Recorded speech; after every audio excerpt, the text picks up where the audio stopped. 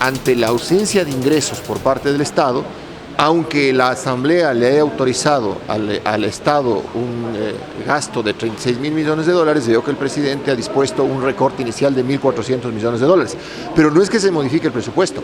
Eso nos lleva a una conclusión que es mucho más grave. Cuando la Asamblea Nacional aprobó el presupuesto, la proforma presupuestaria del 2015 con más de 100 votos, a pesar de que la oposición les advirtió, y personalmente les advertí que el presupuesto no era veraz, que estaba desfinanciado, que habían 1.200 millones de dólares contabilizados como inversión cuando eran gasto. A pesar de todo esto, la Asamblea aprobó el presupuesto. Entonces, lo grave aquí es que hace menos de un mes la Asamblea aprueba un presupuesto que en el primer día hábil del año se muestra desfinanciado. El ministro de Finanzas puede hasta un 15% del presupuesto general del Estado aprobado por la Asamblea, podría modificarlo.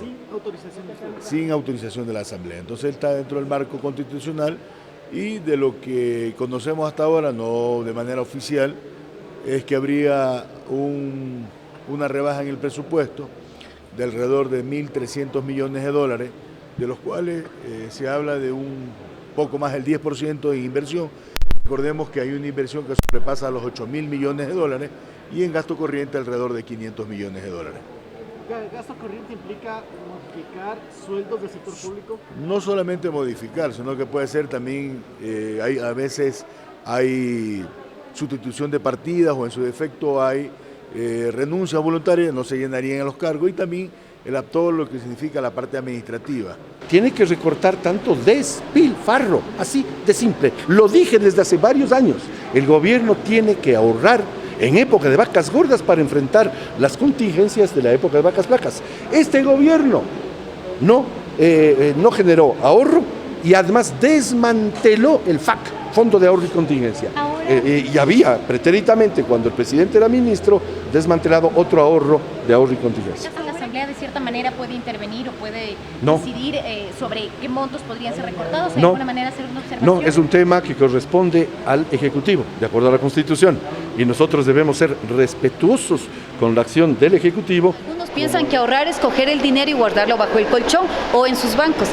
Lo que ha hecho este gobierno es, con los excedentes, con el momento en que ha habido riqueza o boom petrolero, se ha invertido en proyectos hidroeléctricos, de los cuales ya vamos a ver la eficiencia, vamos a ver la recuperación de esa inversión en los próximos meses. Así que han sido decisiones que se han ido tomando, y sobre todo cuando ha habido estos ingresos, se ha podido invertir en educación, que son réditos que los vamos a ver, y está dentro de los marcos legales. El ministro, el gobierno puede tomar decisiones de reajuste presupuestario hasta el 15%, sobre el 15% tendrá la Asamblea que tomarlo ya nuevamente como debate. Evitar los viajes, como por ejemplo el reducir la compra de vehículos del sector público, como por ejemplo el reducir el incremento de la creación de nuevas plazas burocráticas, como por ejemplo el dejar de imprimir cuentos o dejar de imprimir novelas en el Consejo de la Judicatura, como por ejemplo el tema de ajustar los costos en términos de consultoría. En consultoría en el Ecuador se van sobre los 500 millones de dólares, es decir, tipos que no trabajan para el Estado, que le venden proyectos al Estado que nunca se realizan.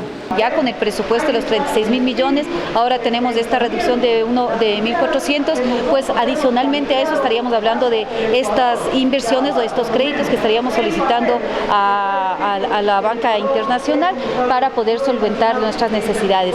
Sería, yo creo que adicional a lo que hemos venido haciendo y tomando en consideración esta reducción del presupuesto. Conseguir créditos es positiva en la medida en la que el interés sea bajo y el plazo sea largo.